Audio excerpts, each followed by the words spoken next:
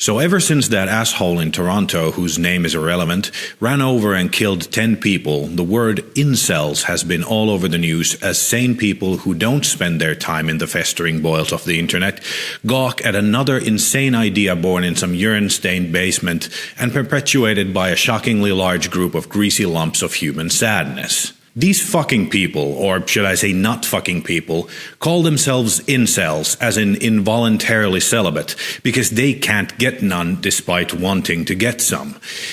They of course blame women for having sex with attractive, successful, sane, nice, smart, funny, respectful, well-dressed, exciting or interesting men, and not them, who have none of those qualities. As if somehow they're owed sex, as if sex is a reward, as if sex isn't just something people do with each other if they want to, because it is. It's not society's fault if nobody wants to have sex with you, and it sure as shit isn't women's fault either. It takes two to tango, and if you don't bother learning the steps, you shouldn't complain when baby gets left in the corner. Look at me. I'm not especially attractive or successful. I'm not educated or well-dressed, and whether I'm funny or interesting is up for debate. But I'm not celibate, involuntarily or otherwise. I realize that I'm unattractive to some people, but some people are unattractive to me. That's fine. Everyone's not for everyone. I don't identify as generally undesirable just because some people don't want to fuck me. And it really is some people. Incels complain about not getting any while being the most vocal critics of the behavior and appearance of literally any woman they encounter online. If 1 out of 10 women pass your muster, and that 10% doesn't happen to be interested in you, your celibacy is voluntary. Incels pretend not to know why they're not getting any, or they cite bullshit reasons for it. They know. They pretend women are picking the wrong guys. Shit, based on their behavior, I'd say women are picking the right ones. Not that women just pick whatever guys they want to have sex with and guys play no part in the process. Besides, people don't choose who they find attractive. If you're interested in someone who's only interested in people who are completely different from you, maybe move the fuck on. First of all, sex isn't a thing that is given out of pity or a sense of duty. It isn't a thing that's given, period. Nobody should just expect it. Secondly, it's not that big of a fucking deal. It's like a meal. It can be great, but it can also be Taco Bell. Gets you satisfied, but still not an especially pleasant experience, and has you regretting your choices later on. Diarrhea. I'm talking about diarrhea.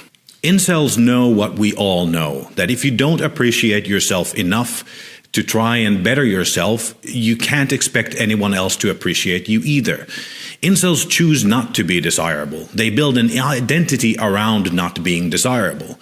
Their celibacy is anything but involuntary. It's a lifestyle. They gather online to exchange excuses and blame others for a condition that's entirely self-made. You wouldn't call someone who spends their days jacking it to cosplay pics, smoking weed, and never looking for a job involuntarily unemployed.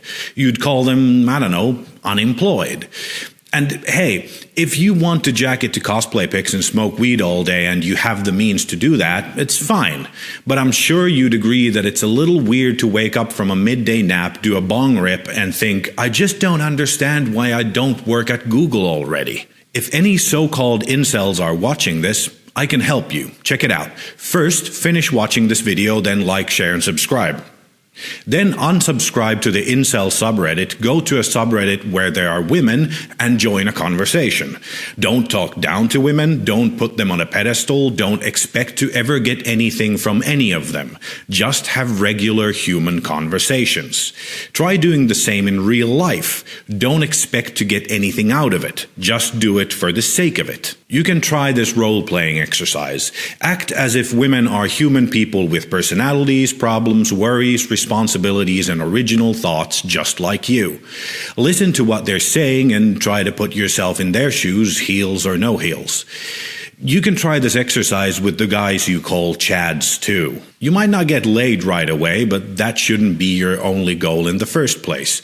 You might even make some genuine human connections, which will help you grow as a person, which might eventually get you laid too. But like the right way, not the Taco Bell way.